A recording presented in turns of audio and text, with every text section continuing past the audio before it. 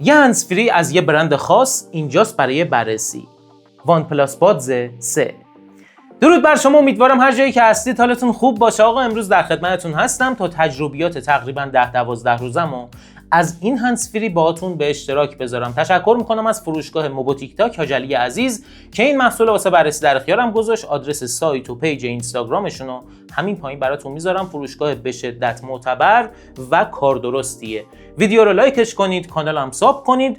بریم تو بررسی ببینیم وان پلاس توی هندزفری چی کار کرده، ارزش خرید داره یا نه.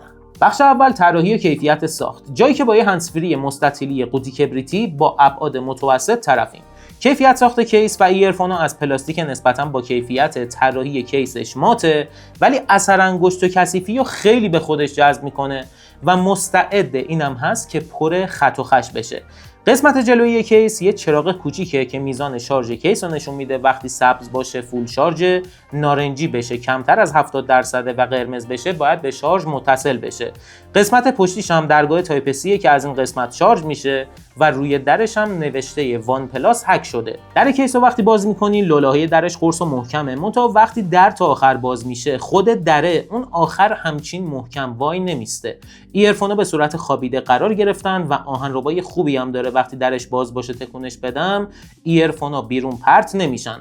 یه دکمه هم این وسطه واسه ریست کردن و اتصال به دستگاه جدید استفاده میشه. طراحی خود ایرفون هم دقیقاً مثل بقیه ایرفوناییه که تا الان دیدید. ابعاد ساقش اندازش متوسطه، سری سیلیکونی داره. توی جعبش 2 جفت سری سیلیکونی زاپاس هم هستش. قسمت بیرونیش، اون قسمت که بیرون گوش میسته، براقه و قسمتیش که میره داخل گوش رنگ مات داره که باعث میشه توی گوش خیلی خوب فیت بشه. اینو بهتون بگم که دریافت لمسش قسمت بیرونی ساقشه. با ضربه زدن و کشیدن انگشت به بالا پایین میتونید کنترلش کنید و نگم براتون از فیت شدن توی گوشش. یکی از بهترین هندزفریایی که توی گوش من نشسته اینه، یعنی از لیبرتی 4 NC و CMF بادز پرو 2 خیلی بهتره. دقیقاً فیت شدنش مثل لیبرتی 4 پرو انکره، اونم دقیقاً به همین شکل بود. توی این مدت اصلاً منو اذیت هم نکرد و خیلی خوب توی گوش فیت میشه. ولی خب در جریان باشید که باید ابعاد گوشتون دستتون باشه این مدل برای گوشتون مناسبه یا مدل اوپن فیت. اینم بهتون بگم که این هندزفری از IP55 هم پشتیبانی میکنه که میتونه در برابر پاشش آب تا حدی مقاوم باشه و در کل کیفیت ساختش و فیت شدن توی گوشش رو من واقعا دوست داشتم. تو بخش موزیک روی هر کدوم از این ایرفونا از درایورهای دوال 10 و 14 میلیمتری استفاده شده که ووفر هم داره. از کدک LHDC و صدای هایرس هم پشتیبانی میکنه. در مورد کدک LHDC بهتون بگم که عملکردش خیلی شبیه کدک الدک، جفتشون از صدای 96 کیلوهرتزی پشتیبانی میکنن و خیلی شبیه به هم دیگن. در این حال این هندزفری از تکنولوژی بیس ویو خود وان پلاس هم پشتیبانی میکنه که میتونه بیس سنگین تری هم بزنه. اما در مورد کیفیت موزیکش بهتون بگم که یکی از بهترین هندزفریایی که تا الان تست کردم همینه.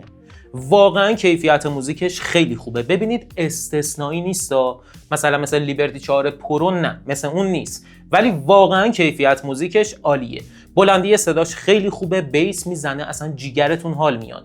صدای بالا، صدای میانه، صدای پایین، صداهای وکال رو خیلی خوب پخش میکنه و میتونم بگم یکی از بهترین هندزفریاست توی بخش موزیک. حالا چون بعضی از دوستان خواسته بودن که تستش کنم یا حالا مقایسهش کنم با بقیه هندزفریا، اگه بخوام امتیاز بدم لیبرتی 4 پرو امتیاز 100 میگیره، این هندزفری امتیاز 90، لیبرتی 4 NC هم امتیاز 90. خیلی موزیک شبیه به لیبرتی 4 NC و CMF بادز پرو 2 هم امتیاز 80-85 میگیره. ولی این هندزفری تو بخش موزیک یه قابلیت خوب دیگه هم داره که قبلا توی هندزفری های انکر در موردش بهتون توضیح داده بودم.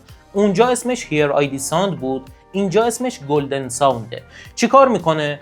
میاد یه تستی از دامنه شنیداری هر کدوم از گوشهای شما میگیره و یه اکولایزر شخصی برای هر کدوم از گوشهای شما تعیین میکنه که باعث میشه کیفیت موزیک رو خیلی بهتر بشنوید. تو بخش مکالمه روی هر کدوم از این ایرفونا 3 تا میکروفونه که به کمک هوش مصنوعی میتونه صدای اضافی محیط و صدای باد رو هم تا حد زیادی حذف کنه. عملکرد مکالمه‌اش توی جای خلوت که واقعا عالیه، یه صدای شفاف ترتمیز برای طرف مقابل ارسال میشه. توی جای شلوغ من تستش کردم و خب توجه کنید کامل براتون توضیح میدم. انگار یه سقفی براش تعیین شده. مثلا اگه شما کنار پیاده رو باشی، صداهای خیابون، صدای موتور، ماشین، اتوبوس، اینا خیلی زیاد نیاد، خیلی خوب میتونید باش مکالمه داشته باشید. ولی اگه بری توی مثلا تالار یا بیای کنار خیابون راه بری که خیلی سر و صدا زیاد میشه، یکم روی صدای شما که برای طرف مقابل میره تاثیر منفی میذاره، یکم صدا رباتیک میشه و گاهن صداهای اطراف هم برای طرف مقابل ارسال میشه.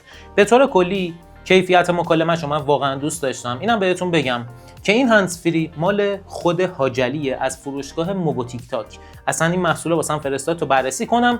خود هاجلی روی موتور خیلی از این محصول استفاده میکنه و میگه که روی موتور من راحت باهاش صحبت میکنم، حالا سرعت مثلا 20 کیلومتر 30 کیلومتر اگه باهاش آروم برم خیلی راحت میتونم با طرف مقابلم صحبت کنم. حالا بریم اصلا با هم تستش رو ببینیم برگردیم.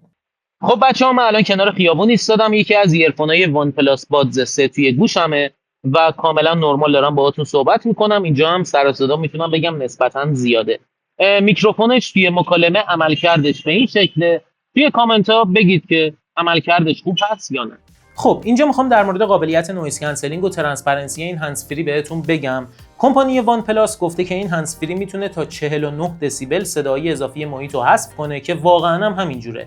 عملکرد نویز کنسلینگش خوبه و نکته مثبتش هم اینه که نمیدونم حالا تست کردید تا حالا یا نه، بعضی از هندزفری ها رو وقتی حالت نویز کنسلینگش رو فعال میکنی، ببخشید یکم حالت تهوع، یکم سرگیجه به آدم دست میده، ولی این هندزفری اصلا اونجوری نیستش و عملکرد نویز کنسلینگش بسیار خوبه. چه خاموش باشه چه روشن باشه اصلا تاثیر منفی روی شما نمیذاره و من راضی بودم. قابلیت بعدیش هم ترانسپرنسی، همون حالت سمعکه که میتونی صداهای محیط رو از طریق میکروفونش بشنوی.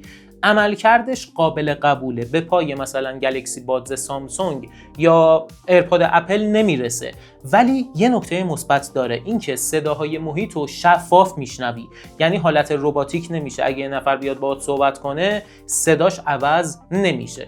در کل نویز کنسلینگش خوبه، ترانسپرنسیش قابل قبول.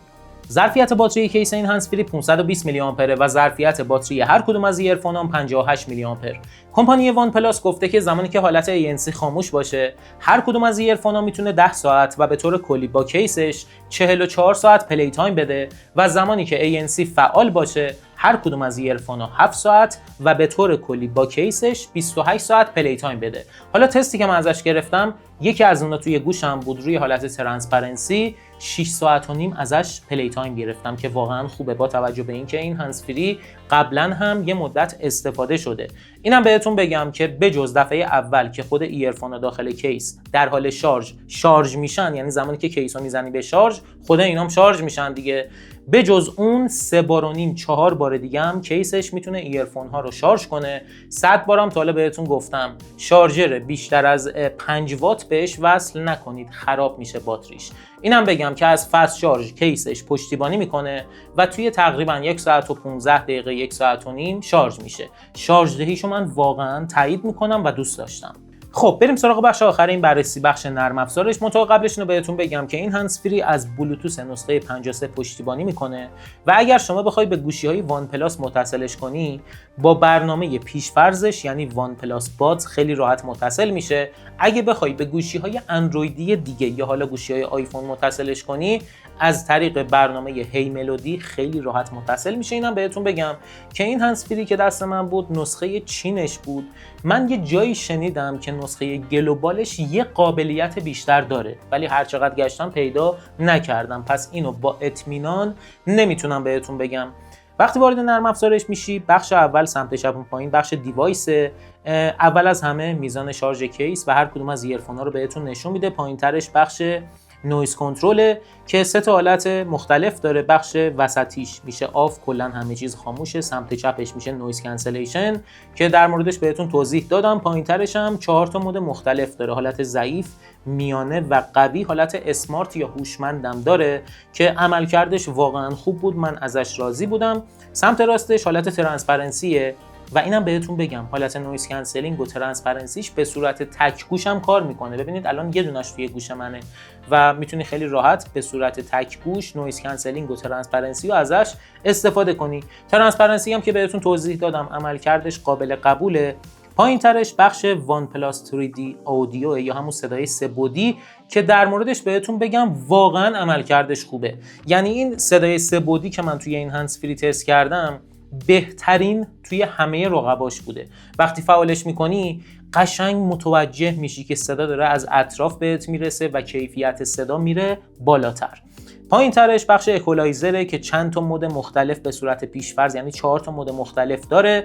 پایین ترش بخش بست ویو که بهتون گفتم صدای بیس رو میبره بالاتر، قوی ترش میکنه. پایین ترش هم بخش کاستومه که میتونی یه اکولایزر برای خودت شخصی سازی کنی. برگردیم عقب، پایین تر بخش گلدن ساونده که در موردش بهتون توضیح دادم. یه تست از شنوایی گوش شما میگیره و یه اکولایزر برای هر کدوم از گوشهای شما تنظیم میکنه. پایین ترش بخش گیم موده. در مورد گیم مود اینجا بهتون بگم که واقعا عملکردش خوبه. یعنی وقتی فعالش میکنی کاملا متوجه میشی که تأخیرش خیلی کمتر شده و یه گزینه هم اینجا هستش، روی تصویر بهتون نشون میدم، اسمش خیلی طولانیه. اگه فعالش کنی مخصوص بازی‌های شوتره، یعنی مثل کال آف دیوتی، پابجی، صدای اسلحه، صدای رد پا رو خیلی بهتر میتونی بگیری. تأخیرش توی بازی بسیار پایینه. البته اینم بهتون بگم که خب بستگی به گوشی شما هم داره. اگه مثلا نسخه بلوتوث گوشی شما قدیمی باشه ممکنه تأخیرش یکم بیشتر بشه. برگردیم عقب‌تر، بخش ایرفون لب یا حالا ایرفونز لب. اینجا وقتی واردش میشی میتونی پاپ آپ صفحه نمایش رو فعالش کنی. چیکار میکنه؟ وقتی فعال بشه، زمانی که در کیس رو باز میکنی یه پاپ آپ میاد روی صفحه نمایش، میزان شارژ کیس و هر کدوم از ایرفونا رو بهتون نشون میده. برگردیم عقب‌تر، بعدیش میشه دوال کانکشن که اینجا میتونه به 2 تا دستگاه همزمان متصل بشه و عملکردش واقعا عالی بود. یعنی خیلی هوشمند بین این دستگاه و حالا یه دستگاه دیگه که بهش متصل کردی جابجا میشه. اگه این زنگ بخوره سری میاد روی این و من با این موضوع خیلی حال کردم. پایین ترش بخش تمه که مربوط به همون پاپ آپ صفحه نمایشه. احتمال میدم چون گوشی من ویووه و مثل خود این محصول چینیه این قسمت باشه، شاید توی گوشی‌های دیگه نباشه. پایین ترش بخش فایند مای ایرفونز که اگه مثلا ایرفون یه جای افتاده باشه خیلی راحت میتونی پیداش کنی. بخش بعدیش مور ستینگ که سنسور اتو پلی و پاز از اینجا میتونی فعال و غیر فعالش کنی. وقتی برش میداری موزیک پلی استاپ میشه و اگه بذاری داخل گوشت دوباره پلی میشه. پایین ترش هم بخش ایرباد فیت تسته که تستی ازت میگیره و بهت میگه که این بالشتک‌های سیلیکونی اندازه گوشت هست یا نه. برگردیم عقب، آخریش هم میشه بخش آپدیت که از این قسمت میتونی آپدیتش کنی. پایین اون وسطیه میشه ایرباد کنترل. وقتی واردش میشی میتونی تنظیمات لمسیشو از اینجا تغییر بدی. با یه بار لمس، 2 بار، 3 بار دستتو روش نگهداری یا اینکه انگشتتو به بالا پایین بکشی میشه صدا رو باهاش کم و زیاد کرد. میتونی تنظیماتشو عوض کنی و عملکردش هم واقعا عالیه. واسه تماس، پاسخ دادن یا حالا قطعش کردن هم باید 2 بار ضربه بزنی. در مورد دریافت لمسش بگم که عملکردش خیلی خوبه. یعنی اگه یکم بالاتر یا پایین‌تر هم بزنی کاملا قبول میکنه. دیگه هم اینجا چیزی نیست. به نظر من نرم افزارش هیچی کم نداره، واقعا عالی و کامله. خب اینم از بررسی وان پلاس بادز 3. بریم سراغ جمع‌بندی. این محصول الان توی بازار 3 تا رقیب جدی داره، البته با توجه به اون محصولاتی که من تست کردم. حالا شاید چیزای دیگه‌ای هم باشه من ندونم.